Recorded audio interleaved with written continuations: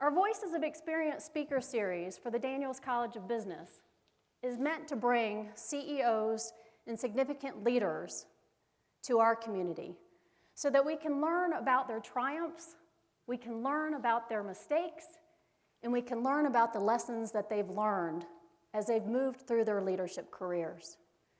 We've had an amazing series this year. We started off with Barbara O'Brien, Lieutenant Governor of Colorado, Peter Swinburne, CEO of Molson Coors. We had Patty Gabeau and Donna Lynn in our healthcare panel. We had Stephen Chipman, the CEO of Grant Thornton. We also have tonight Howard Schultz, the CEO of Starbucks, and we will be ending our series with Andy Taylor, the CEO of Enterprise. Next year promises to be as exciting. Already we have lined up the CEO of Visa, the CEO of US Bank, and the CEO of REI. I want to take a moment to thank the organizations that helped bring this series to our community, because it is their commitment to leadership and to having impact that has made this possible. This series is free of charge and open to the entire community because of the generous sponsorship of many organizations, and I would like to recognize them right now. Our funding sponsors include Grant Thornton, First Bank, CoBank, and the Rocky Mountain Human Resource Planning Society. Our in-kind sponsors include Chase, National Association of Corporate Directors, Ethisphere Magazine, Denver Metro Chamber, Net Impact, and the Marketing Roundtable at Daniels. Please help me in thanking these organizations for their leadership and impact.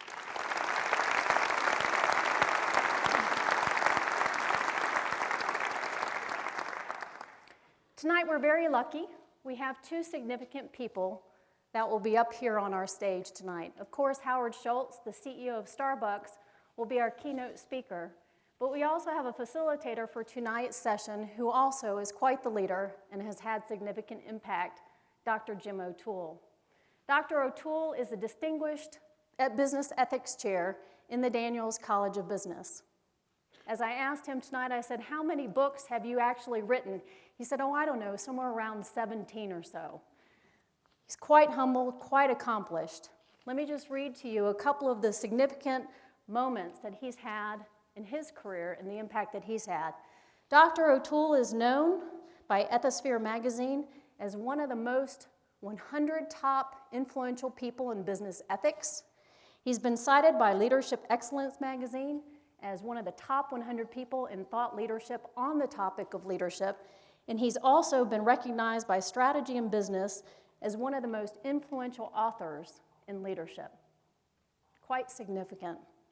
He's a thought leader. We're very proud that he's one of our faculty members here in the Daniels College of Business.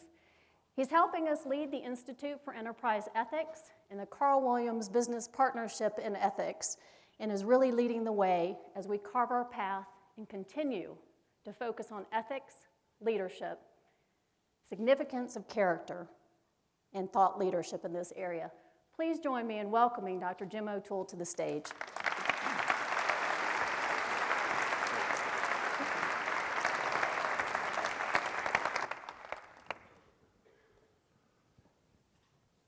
Now, I hope my machine is on. It is, yes. Okay, good.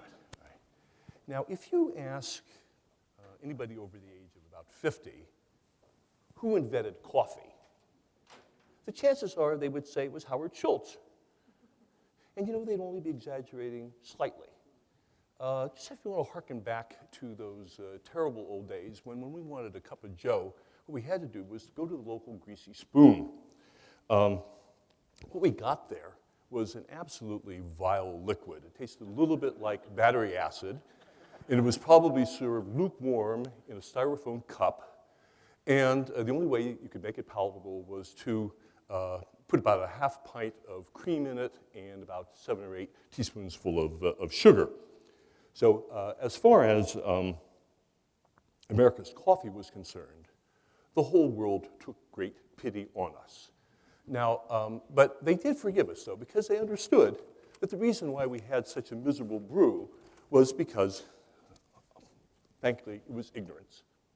At that time, only a very fortunate small number of Americans who'd had the chance to travel in Italy and of course, probably a few beatniks who hung around in coffee houses in Greenwich Village and in North Beach. They're about the only ones who ever really had a taste of the real thing. But then along came Starbucks in the 1980s, when it might be said that Howard Schultz democratized the access to great coffee. Now, in a flash, it seemed that there was a Starbucks everywhere. In fact, if you were in Manhattan, there were 3 on every block. All told, there were about 17,000 stores worldwide. Now, in the process, we Americans went from being provincials to sophisticated coffee drinkers. And what was so marvelous about the whole thing is that we became bilingual in the process. Or at least we could fake a little Italian. Por favore, barista, 3 venti latte e 2 grandi cappuccini per miei amici e uno doppio campana per me. Grazie bene. We can all do it. Now, so successful was Starbucks that its founder, Howard Schultz, felt that he could kick himself upstairs and turn over the operating reins of the company to a successor CEO. And indeed, it was a marvelous time. We were all in Java heaven until late 2007, when Starbucks hit the wall. Now, sales rapidly declined, largely as a result of the terrible recession that led to lower consumption of premium coffees. By 2008, all those naysayers in Wall Street were predicting Starbucks' doom. They were perhaps even talking about a hostile takeover by that arch villain of fast foods, Mickey D's. Then, when all seemed lost and the coffee drinkers started to despair, suddenly an unmasked hero appeared on the scene. He was faster than a speeding bullet and smarter than a carload of Harvard MBAs. It was, in fact, Super Schultz. In a flash, he retired himself, and he took control of Starbucks. And when that announcement came up, it was at that moment, my friends, that I bought stock in Starbucks. Yes! Now, of course, we all know what happened next. Howard masterfully led a successful organizational transformation, and lo and behold, Starbucks is now back. It's back, and it's better than ever, it's stronger than ever, and more profitable than ever. Now, what all these events reconfirm is that Howard is the greatest innovator of our age. Today, we have to understand that innovation is less about technology and a lot more about giving consumers novel and valued experiences. And in creating a new institution at Starbucks, indeed in creating a whole new industry, Howard brought that special Starbucks experience to all of us.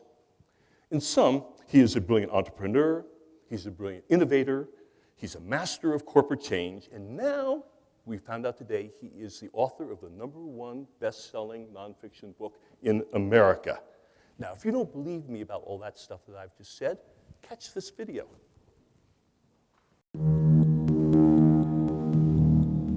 No company is immune from the impact of the recession, not even the one-time darling of Wall Street, Starbucks. After 37 years of growth, Starbucks is struggling to put the mo back in its Joe. The #1 threat facing America, Starbucks. Going for a cup of coffee and they want you to buy a sandwich and a book and a DVD. In a memo to his top executives, Howard Schultz admitted changes have led to a dilution of the experience and a loss of the romance and theater of Starbucks, opening the door to competitors.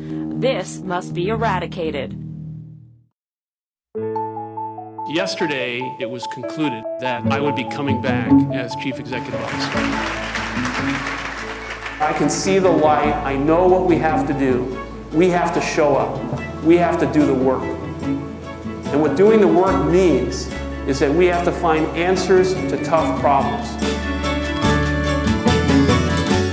I apologize if anyone in this room feels that we have fractured the culture and values of the company by what has happened over the last few weeks. It's a decision that we had to make. Together, we have to turn this page. We have to go forward. We want to go back to what we really stand for, and we want to provide our customers and our people a sense of pride and confidence in the authenticity of the Starbucks experience. We have a lot of work to do, but our research tells us we're making real progress on every measure of customer satisfaction. There'll be more stores in the next year that'll be very, very different, but much more exciting and obviously much more relevant than the stores we built 10 years ago. Starbucks' best days, I truly believe, are in front of us. We have some of the finest people in the world serving our coffee in our stores. We are ethically sourcing the highest quality coffee in the world. I know that to be true. We have built one of the most recognized and respected brands in the world. And I believe sincerely in the future of our company because I believe in all of you.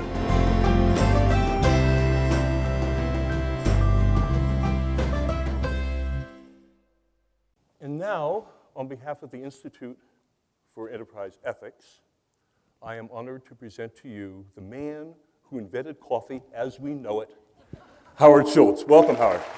Thank you. Thank you. Thank you.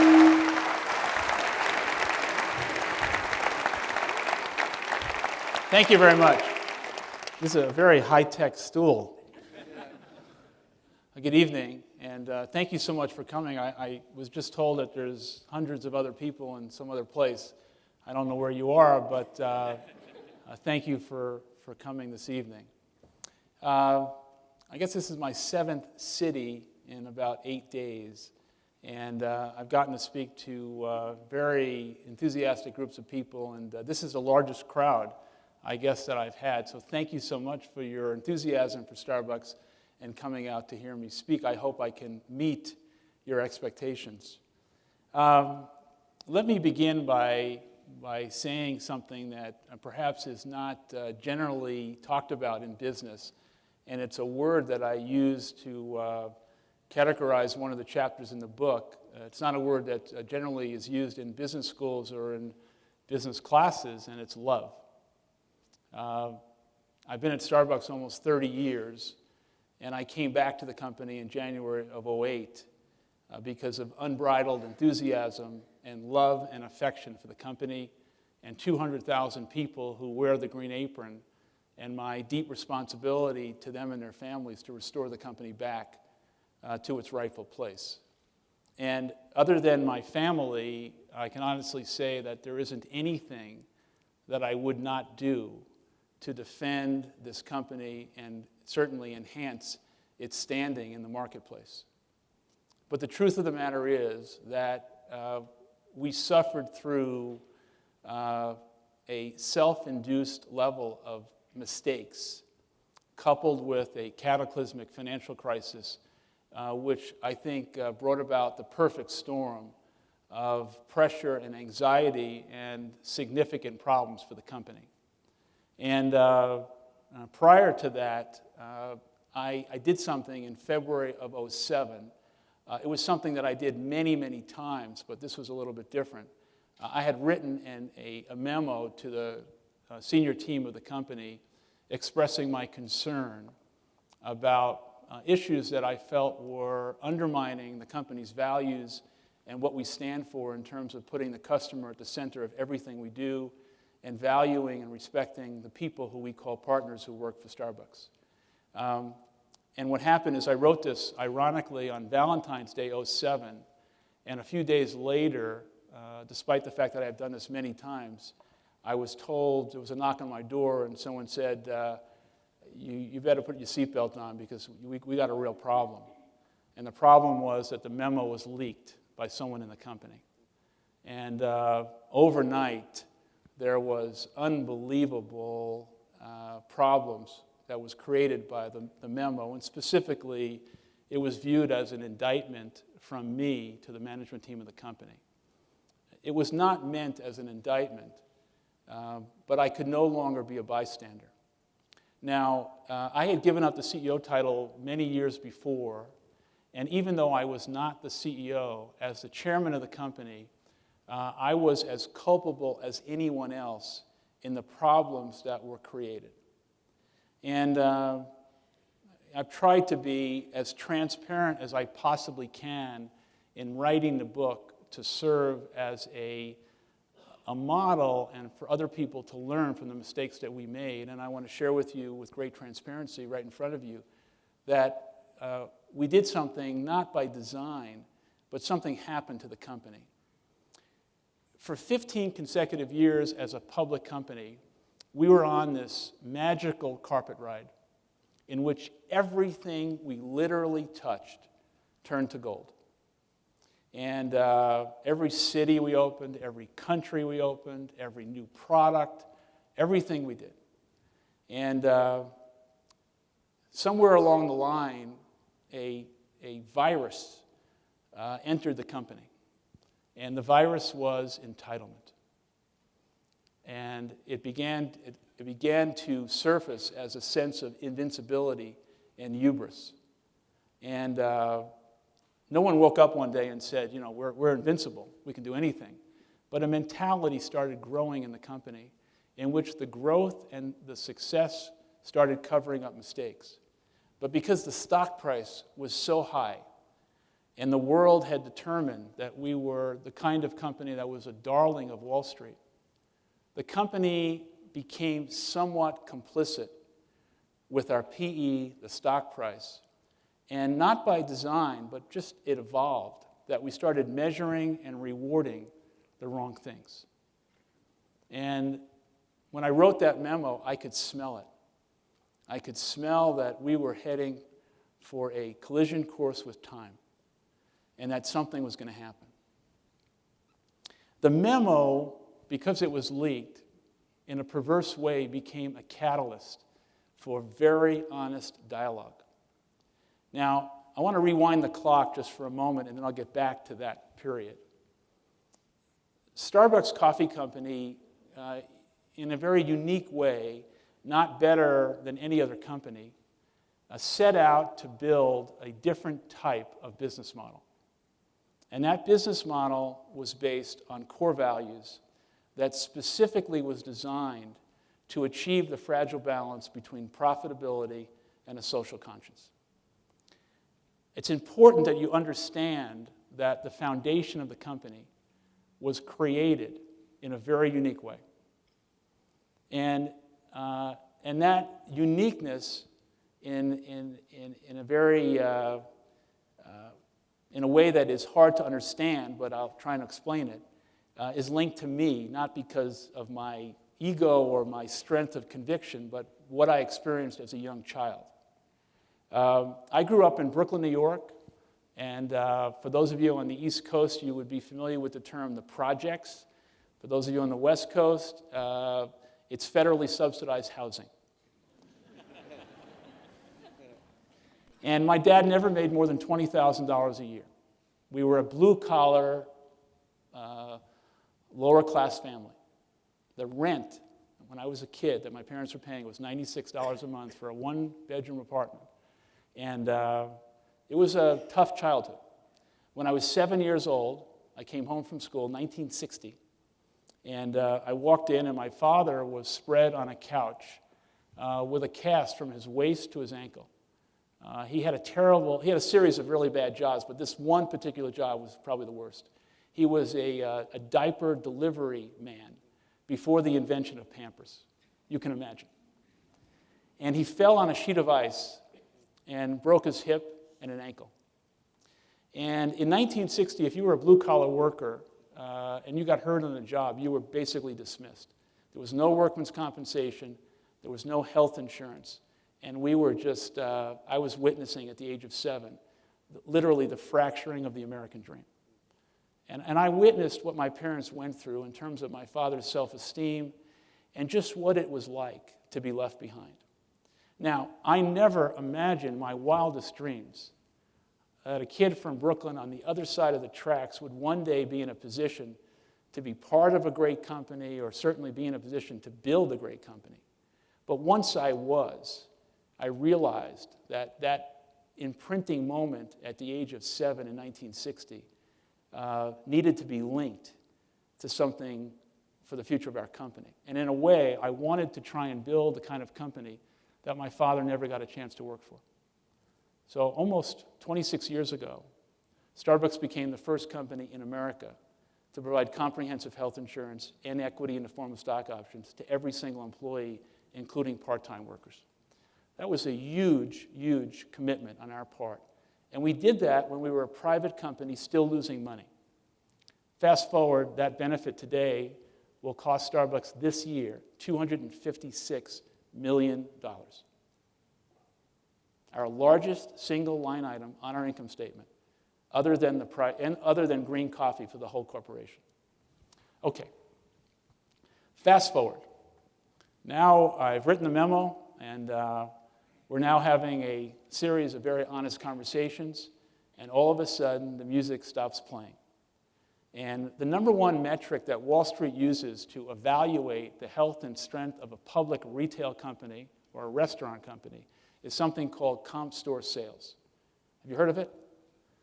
It's an albatross. It's an albatross because it's an important metric, but not the most important one for me. But basically what it does is it measures the sales revenue as a percentage of last year's anniversary. So you really are analyzing whether or not a store opened more than 1 year is growing.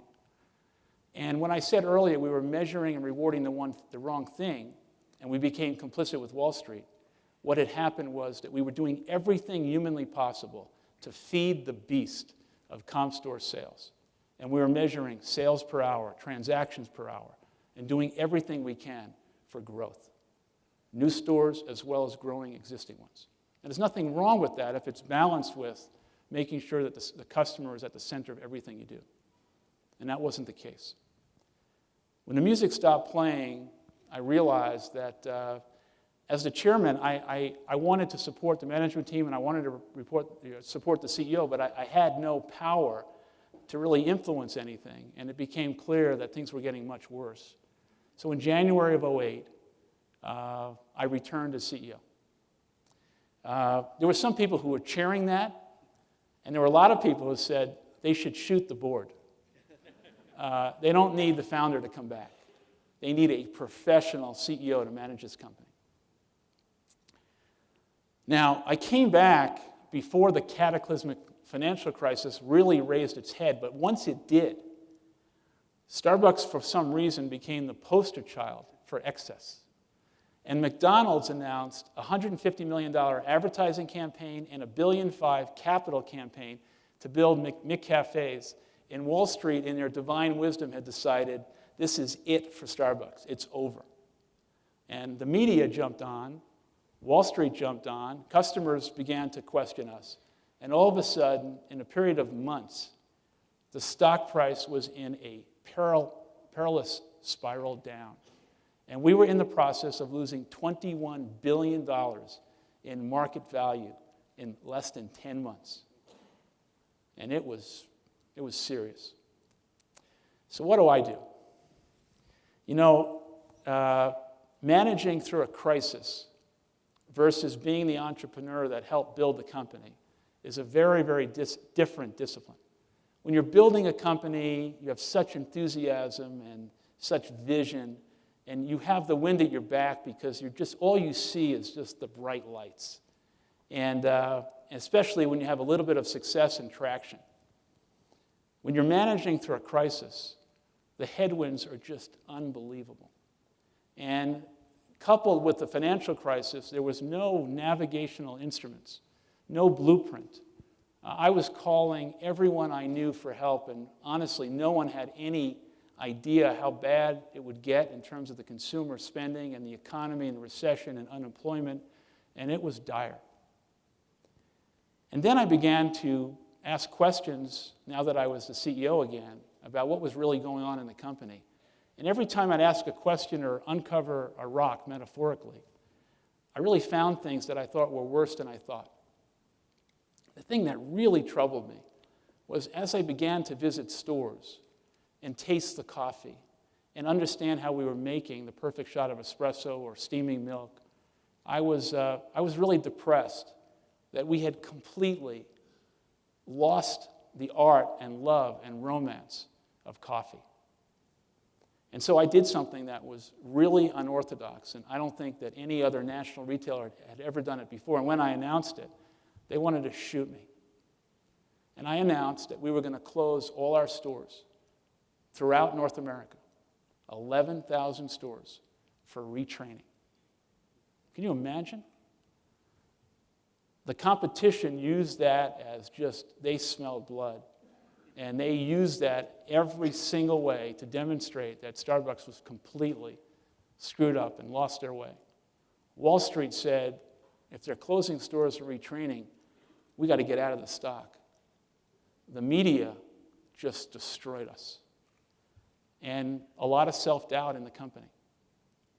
But what I realized during the crisis is that the number one issue for the leader was being honest, authentic, transparent, and truthful about what the situation really was.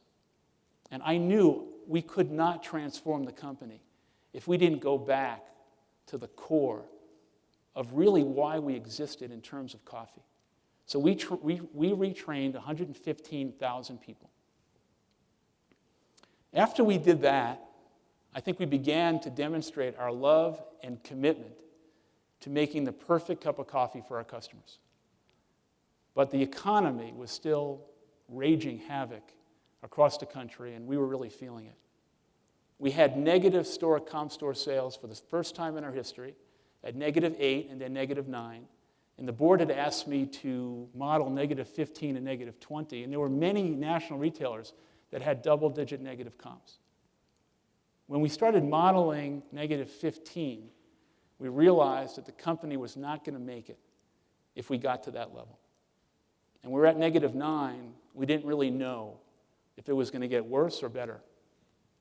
So we decided to do something, again, that was highly unorthodox. And again, they wanted to shoot me. And that was the most important person in the entire company is the store manager. And the question I asked myself is, how can we get 11,000 store managers in one place so we can talk specifically about the situation and their role and responsibility in helping to turn it around? Now, when we rolled up the numbers, it was $32.5 million to have this meeting. Travel, food, logistics. You're not having a meeting like that for an hour. You're really going to do something. But it wasn't a celebration. When we announced the meeting, every municipality in the country wanted the meeting because no company in America was traveling. You remember that time things were just shut down. We had a bake-off where municipalities came to Seattle and presented the opportunity for us to come to their city. As soon as we met the people from New Orleans, we realized that our values were linked to the people who were left behind by Katrina. And before we had our meeting, we went to New Orleans and committed 50,000 hours of community service, mostly in the 9th Ward, to give back. And I'm talking about real work that was measurable, and people really got dirty. It rekindled and galvanized people to understand the original foundational mission and proposition of Starbucks. Building a company with a conscience and a soul. Building a company that did not leave its people and the communities it served behind. And then we had our meeting. Now, I was now in front of 11,000 people. And I realized if we were going to spend this much money, this was the moment that we had to convey what was really going on and what we needed from them. I wrote an outline for what I was going to talk about, and I shared it with a few of my colleagues. And there was real concern that what I was about to say, in terms of sharing how desperate the situation was really going to scare people. And scare them so much that they were just going to be, I think, frightened about where we were as a company.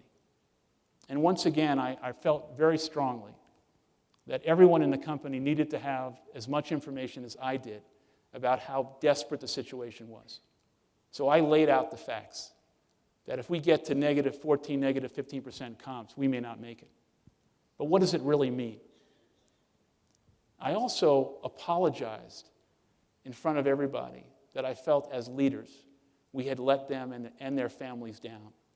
But I promised them that with their help, we would transform the company and bring it back.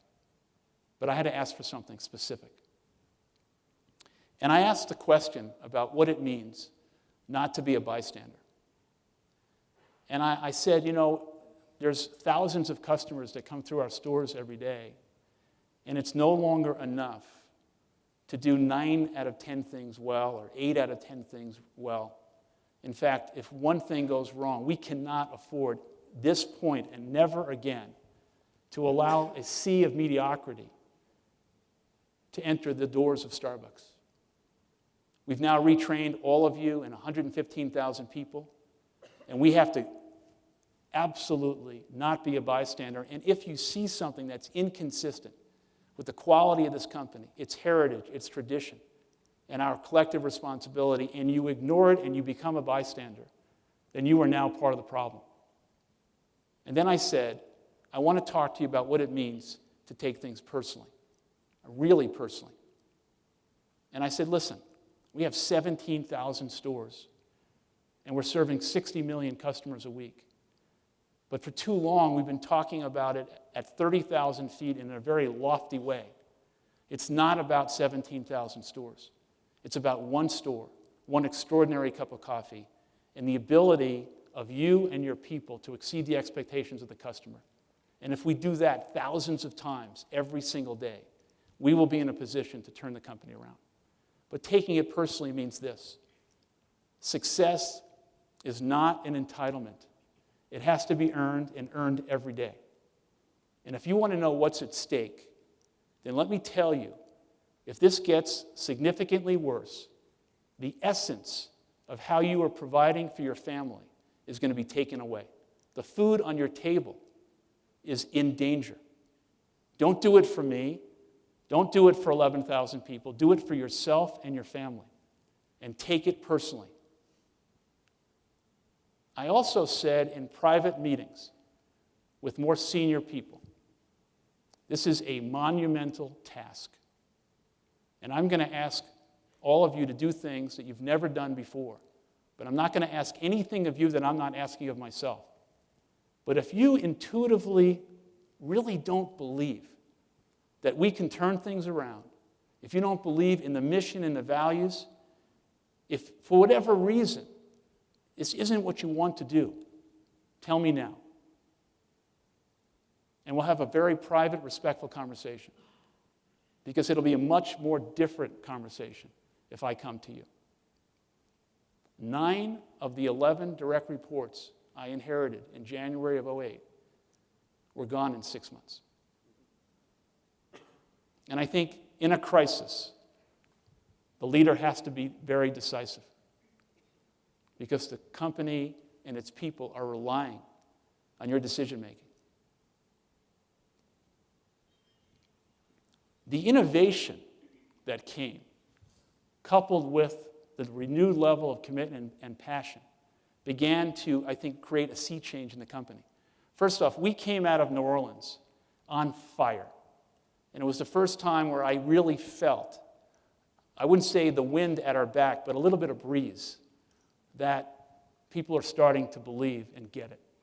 It never got worse than -9%. And we came out of New Orleans and we began to see a little bit of traction in improvements. Now, it's not enough to have passion and commitment. You've got to have the right strategy. But the right strategy is not enough if it's not coupled with the kind of commitment and passion I'm talking about, as well as relevant innovation. And I think what I'd like to just do is just take a step back from the problems of Starbucks and transformation and just talk about the seismic change for a moment in consumer behavior and how that relates to Starbucks and perhaps many of your own businesses. There are 3 separate things going on, in my view, that are affecting consumer behavior. And we are witness to a real change in how they're operating. The first is the economy, and the downturn of the economy and the recession has a long tail. And even if the economy improves, the customer is not going to respond, and a light switch isn't going to go off and say, things are now better. In fact, I don't believe the economy is going to improve that much in the next year or so, if at all. So as a result of less money to spend and pressure on the consumer, every company in America has to create a value proposition along with what they stand for. And if you are in a premium business like Starbucks, it's very hard because you've got to straddle 2 fences, creating value and maintaining your premium position. So the first is the effect of the economy.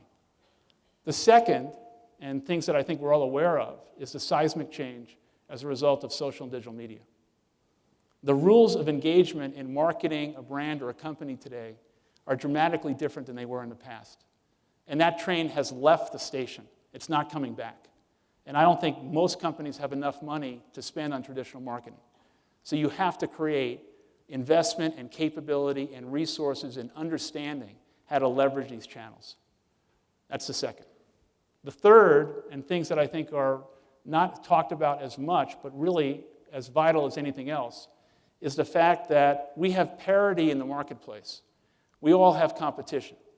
As a result of that parity, the consumer has lots of choices, and because of the web and social media, they're highly informed. Customers are not only going to make decisions on what things cost, or the features and benefits of the product, or convenience. They're going to make choices on values. And we are a witness to it.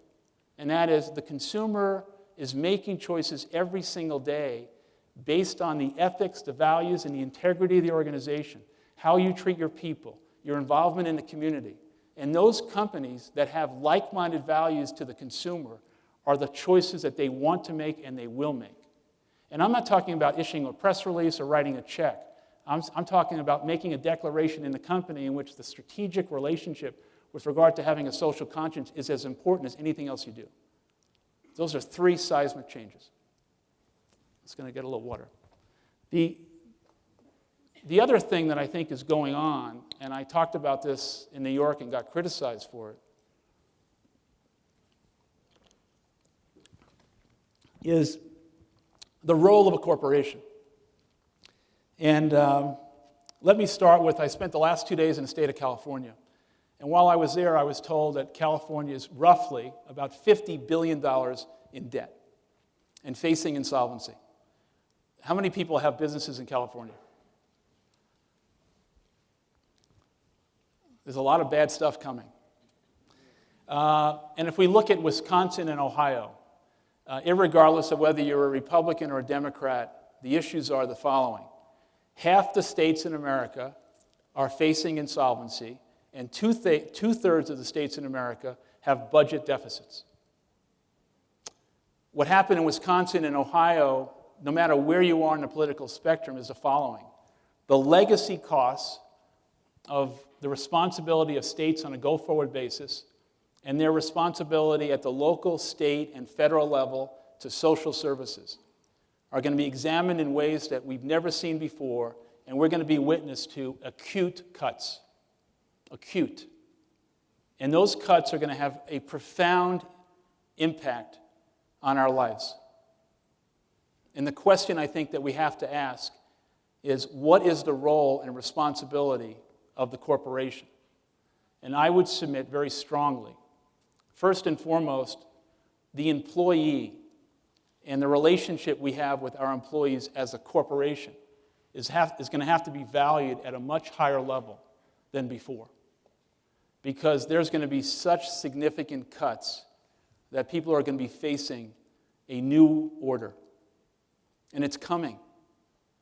And I think as it relates to the social responsibility of the communities we serve, corporations are going to have to realize that they're going to have to do more for the communities they serve. Now, this is going to have a profound impact on profitability, and we're going to see Wall Street and shareholders and investors examine this. But if corporations do not step up, the future relationship we have with our own people and the communities we serve are really going to be under a microscope and be threatened because the states at a federal and local level are just not going to be able to do the things they've done in the past. And when I talk about this, I talk about it in relationship to also the consumer. And I think the consumer is going to be making judgments in the future about those companies that do the right thing. Now, in the last 12 months, we've had record revenue and record profit as a company. Last quarter was the best quarter in our history. And we are $2 or $3 away from the all-time high in the stock price. 2 hours ago, I was in front of about 600 Starbucks partners in a meeting we had here. And one of my messages was the following. It would be tragic if we don't learn from the lessons of the last 2 years. And what were the lessons? the lessons clearly are that you've got to earn success and earn it every day, and that you cannot take success for granted. And you must exceed the expectations of our customers every day. But there's something else. And that is that the human condition and human behavior is when you are starting to feel successful and you come out of a desperate situation, there's a tendency to relax and almost take a bow. There's no victory lap at Starbucks, and there's no one celebrating. And the challenge I think we have as a company is instilling and imprinting this level of intensity, commitment, passion on an ongoing basis when now we are succeeding again. We also have other challenges, and that is we are a large organization with 200,000 people, and we are a ubiquitous organization in terms of the footprint of Starbucks. How do you get big and stay small? How do you maintain your intimacy with your people and your customers? And what I would say is, as I look at all of the disciplines within the Starbucks management system, marketing, manufacturing, IT, finance, all of it, the most important discipline for me, and one that must have a seat at every strategic conversation, is human resources. It is the key component to being able to attract and retain great people. It's a key component to being able to understand what it means to invest ahead of the growth curve and make sure that you are attracting and retaining the right people. There's also something else that I like to say, and that is we see lots of people with lots of skills and experience, but we want to manage the company with people who have like-minded values. And we have made hiring mistakes in the past. And as leaders, I think for whatever reason, we don't want to admit a mistake when we've hired the wrong person. And we try as best we can to change the person, modify the behavior. I can count on one hand how many times I've seen a person change in 30 years at Starbucks. And I think you have to have the courage to realize when you've made a hiring mistake to stand up and say, it's time for this person to go. Because if you don't, and most people don't, you wait 6 months, you wait for a year, and all of a sudden you finally have the conversation. You've now wasted a year. The person leaves. He's absolutely affected it in a poisonous way throughout the organization. And now you've got to go out and find a new person. You've lost more than a year. And it affects everybody. So I think understanding human behavior, understanding what's at stake, and realizing that great companies are not based on great strategies. Great companies that are enduring and sustainable are based on great people who have like-minded values, who are all pointed in the same direction and are selfless and understand that success is best when it's shared. I also want to make the point about what it means to be an entrepreneur. We're a large organization. This company was founded in an entrepreneurial way. Not only did we lose our way when we were growing so fast, but bureaucracy somehow became the rule at Starbucks. Great entrepreneurs in small or large organizations understand what it means to have a healthy level of curiosity. And by that I mean to be able to see around corners and anticipate what's coming, and to link that curiosity with the courage to execute, the courage to take a big swing. And we've done things, some things have not worked, but we've also done things that people said, this is an example of another Hail Mary pass that won't work. We took the instant coffee category, a $24 billion category that had not had any innovation to speak of in 50 years, and we've reinvented it. We reinvented it because of quality, a form factor, packaging, and all the things that we brought to bear. It also, I think, again, galvanized the organization and reminded people of what it means to be an entrepreneur, even in a large organization. And I think we all have to understand that the future of our organizations is not only based on serving the customer, but people want to work for a company that they're excited about, that they believe in, that they trust. And I think being a leader today requires a much different set of requirements. I would also say that I think we're taught as men to be aggressive and be macho and perhaps not show vulnerability and emotion. We're living at a time in America where there's been such a fracturing of trust. Trust in banks, trust in corporate America, trust in the government. People are so hungry for truth and authenticity. The leader of an organization, small or large, must stand up to your people and tell the truth. Not some of the time, but all of the time. And trust that your people can absorb the truth. And as a result of that, the organization will understand, because we will all have the same level of information, we will all be in alignment, and we will all understand our role and responsibility in facing the issues and challenges. We all have challenges. We all have issues. The economy is probably not going to get any better. We're going to all have to navigate through tough waters. But those tough waters, I think we can get through because of the quality of the people that we surround ourselves with. And that means attracting the kind of people who have like-minded values and have a skill base and experience beyond our own and share the success with your people. Great companies are not based on one person, not based on a few, and great companies, I believe, have to understand what it means to achieve the fragile balance between profitability and a social conscience. Thank you very much.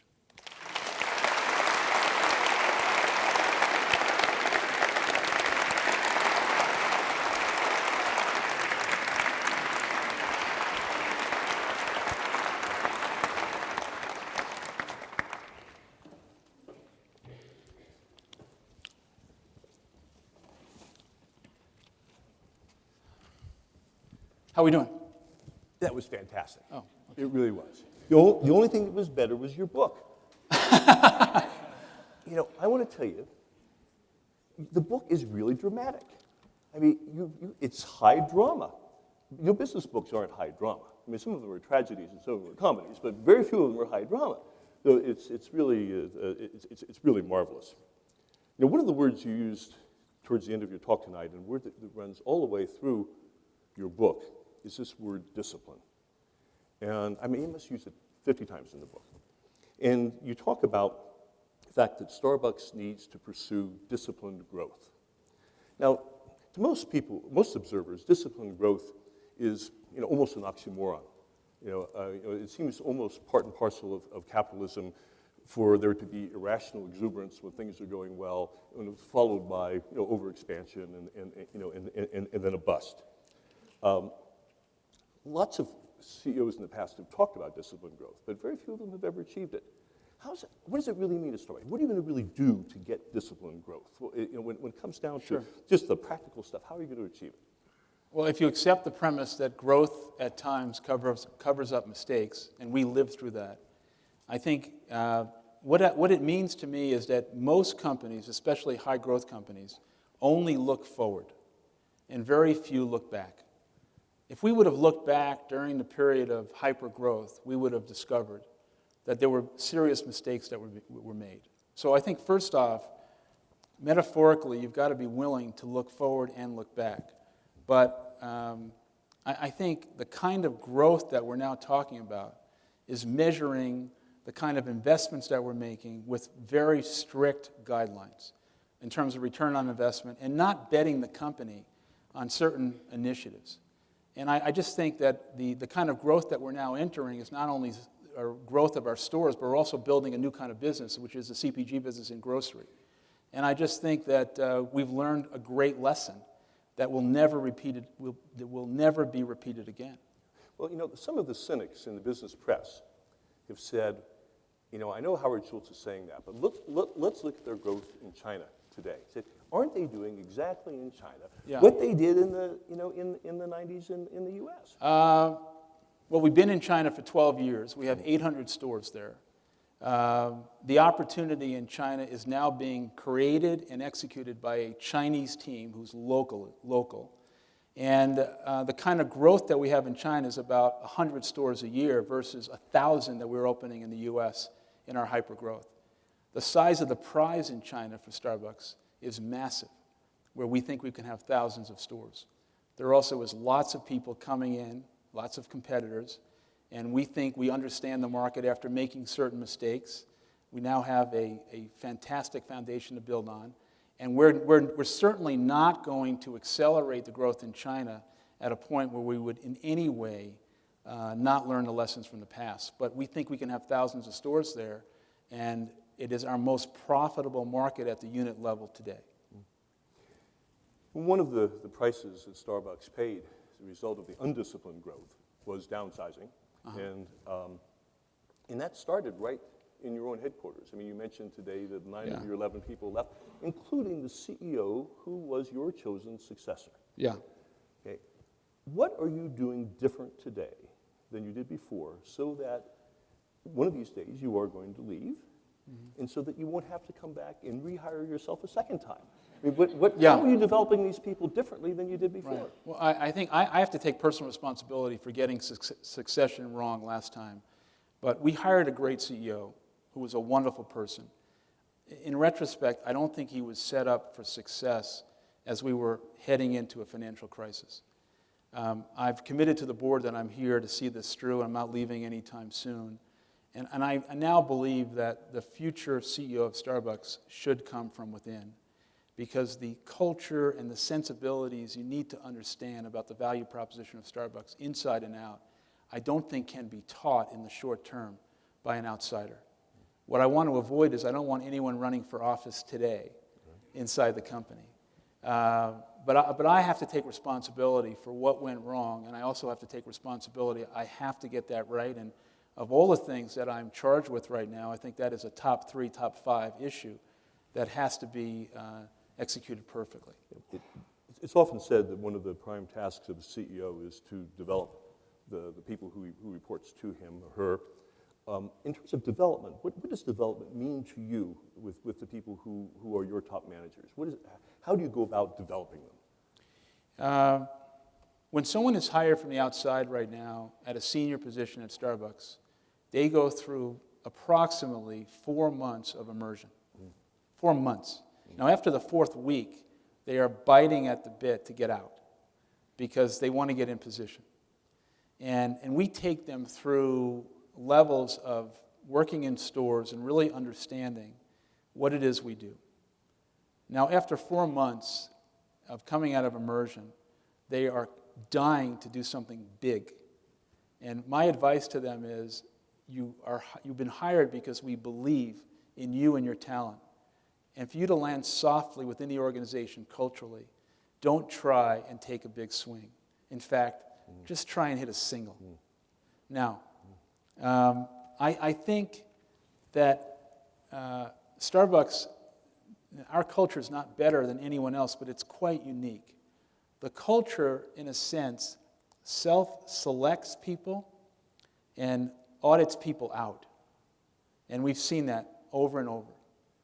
The development of people inside the company at all levels has to build the cultural sensitivity and respect for the things that have come before them as well as the future. And then I think in terms of the senior team, there has to be rotations within the disciplines of the company so that people are well-rounded. Now, 9 of my direct reports have been with the company less than 2 years, if you can believe that. And so we are in the early stages of this. But I think going back to removing the 9, it was clear to me that what it was going to take and what they believed in were 2 polarized points of view. Now, this raises the question of your future. And I know you don't want people running for office, and I'm not asking you to say how much longer you're going to stay. Yeah. We're not going to go there. But you are 57 years old. In today's world, you're a kid. I wish I were only 57 years old. You have the example in Seattle, your example of Bill Gates, who topped a fantastic corporate career with now maybe even a more fantastic philanthropic career. Do you have any kind of second act in mind for you? I mean, did you have some desires to do some things in other arenas where you haven't done them before? Yeah? I honestly can't think beyond my responsibility at Starbucks today. But I think when the time comes for me to leave Starbucks, I'll know it. And I have no ambitions to do anything bigger than what I'm doing now. And I don't think anything has been as important as the work we've done the last 2 years. Now, in several of the interviews that you've given, you have talked about becoming a different kind of leader than you were before. Now, I don't know, I want to put this as delicately as possible, but in the past, your leadership was characterized as, shall we say, a bit impatient. I'm still impatient. But how are you different, though? How are you different? How are you actually, as a leader, in how you behave with your followers? What's the difference between the old Howard and the new Howard? I want to answer the question, but I'm also going to say how I'm the same. Is that okay? Okay, good. Let me go the same first. That'll be easier. When I sat down with the team that was going to try and create instant coffee for Starbucks, I asked them a very simple question. How long is it going to take? And they told me 2.5 years. And I said, bullshit.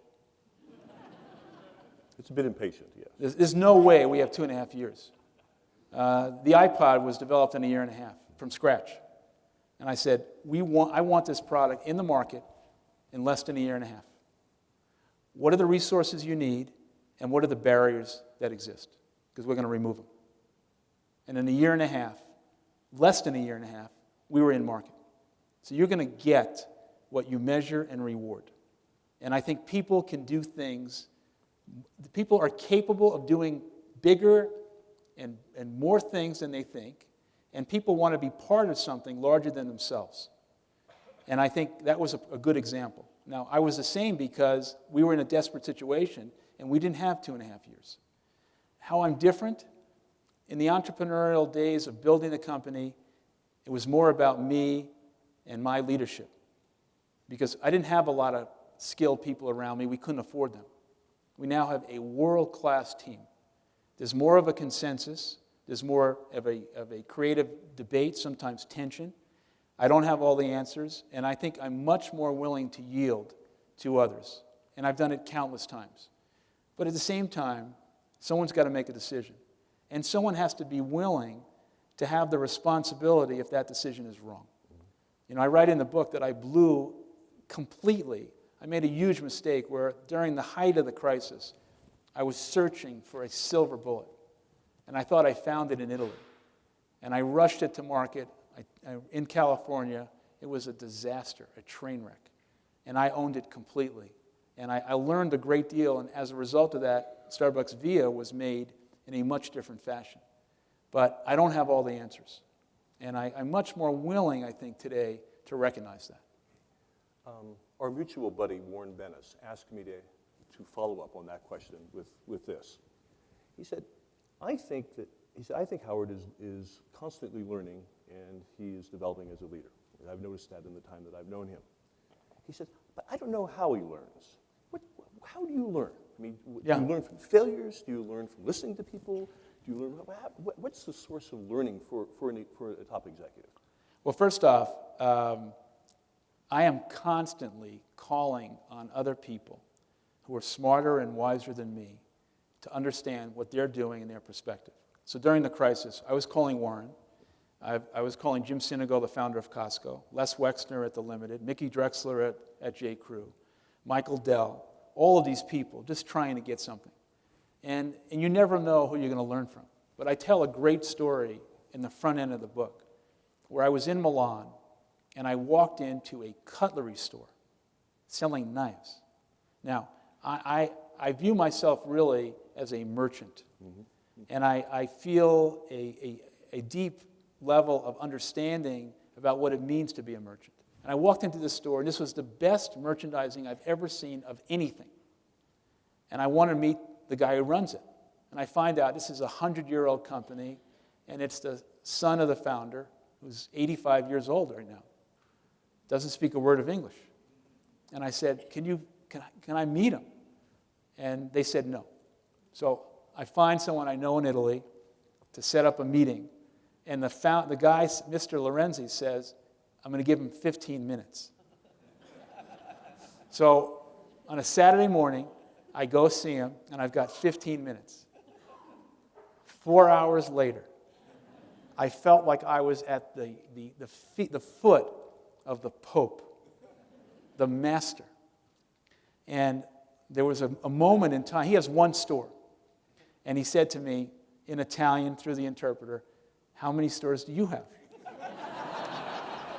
And I was so embarrassed. I wish I could have been there to translate for you. Yeah. I was so embarrassed that I kind of whispered, 17,000. Yeah. And the interpreter said 17,000. And he says, "What a country, America." Yeah. Now, when you talked about things that haven't changed with you, it was very clear from your talk and very clear from the book that one of those things is your values.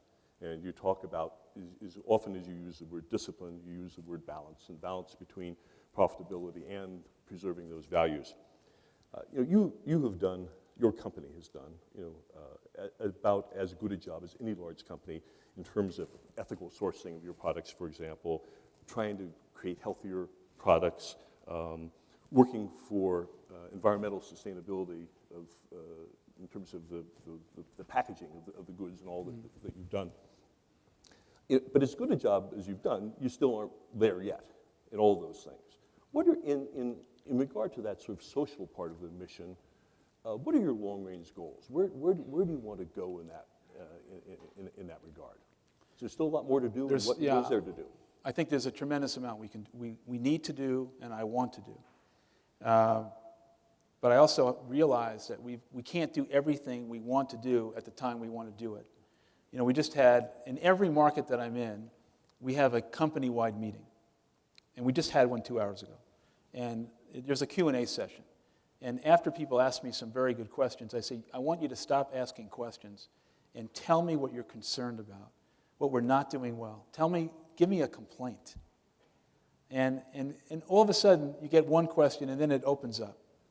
And we're not a perfect company, and we have to do more.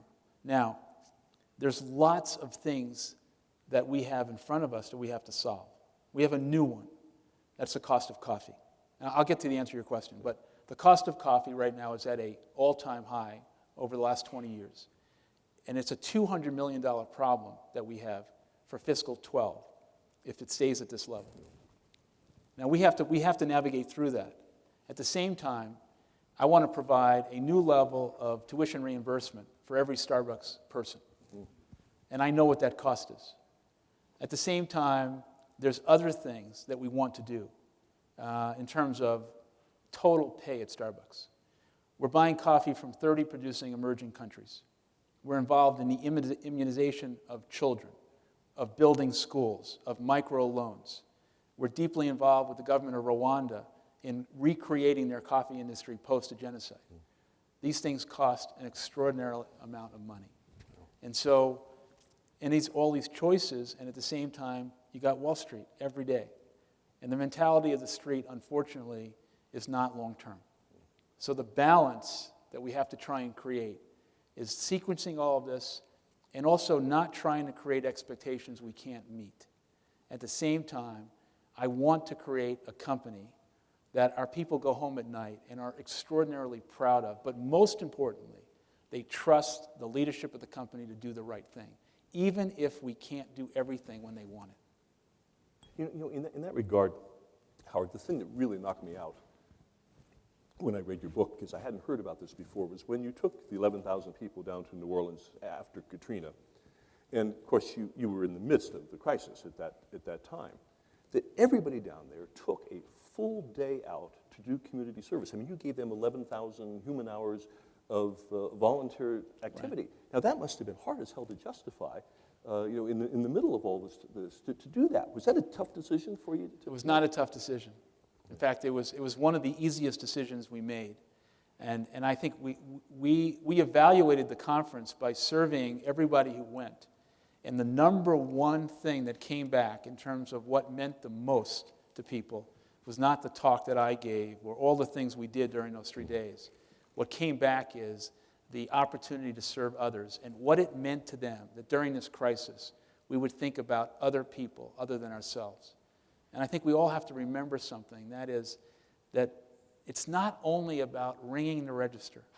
And I think for those people who maybe don't want to embrace this as much, let me say it this way, it's good business. It's good business to do the right thing, and it will come back to you. One of the other sort of right things that you seem to be doing now, you mentioned towards the end of the book what I think you call lean management. It's what most of us for years have called employee involvement, high employee involvement. How is that working out for you? What's the benefit of that employee involvement? Well, in terms of lean, I want to say something that I was not a believer in this, and I resisted it. Just like I'm an anti-consultant person. If there's any consultant there, I'm sorry. I just feel like our people should have the answer. What lean brought to us was the ability to create operational excellence behind the counter to serve the customer better and create more efficiency. And once we understood it and cracked the code, we got extraordinary leverage out of this and began literally to save money. But it was never at the expense of the customer. And again, empowering our people to be able autonomously in their store and in their district to do this on their own once they had the tools was just magic. Okay. I'm going to ask you a dirty question now. Dirty question. Yeah. You know, Jim Senegal is doing this at Costco for years. For 40 years, people have been doing this. Why did it take you so long at Starbucks to wake up to that? I think that we were guilty of talking to ourselves. We were guilty of believing our own press clippings. And as I said in the earliest part of this conversation, the success of the company became a disease. And I can assure you that will never happen again. You know, as honest as you are with yourself, we in business education have to be honest with ourselves.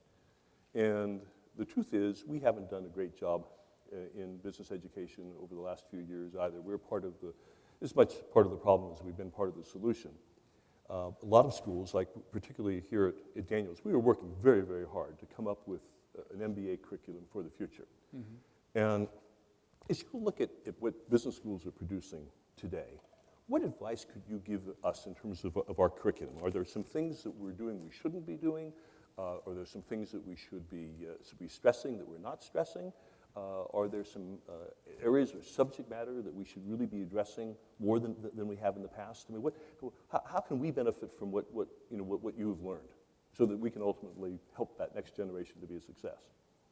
You know, one of the dangers of sitting here is that you're put in a position where you've got to have all the answers to every question.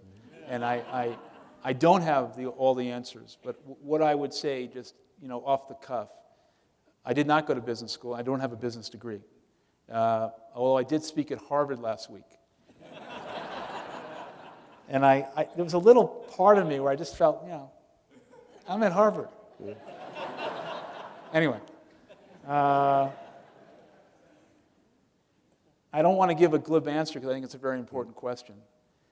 I suspect, that the kids today that are going to school, I don't know if they want to build a career or they want to get rich. And getting rich and pursuing money is not a very fulfilling journey if it's not integrated with what the divine purpose should be. And what I would say is that no matter what class a business student is attending, it has to be balanced and integrated with the cause and the effect of why you're here. It's not to get rich. It's to create a better life for others. And if you can do that and be successful at the same time, you've really achieved something. Thank you. That's very important for us here. Just one thing that I would like to say in conclusion is that, of course, the test of all the transformation you did is, what's happening in the stores. And having just read the book, this morning I went over to our local Starbucks at the corner of Yale and Colorado, and we ordered my cappuccino. I like a dry double cappuccino. And how was it? Not only was it fantastic, but Chelsea, my barista, said, "Check this, Jim." And she says, "Is it right?" And I said, "I think it's right." She says, "Hold it. You just think it's right." She said, "Let me make you another one." Because she says, "I take great pride in what I am doing."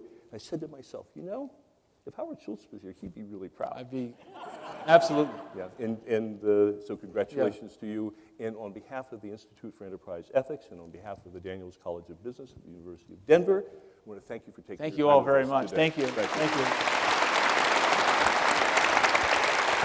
Thank you very much. Thank you. Thank you very much. Thank you. Well, I got a present for you. Oh. Thank you. Okay. Thank you very much. Thank you.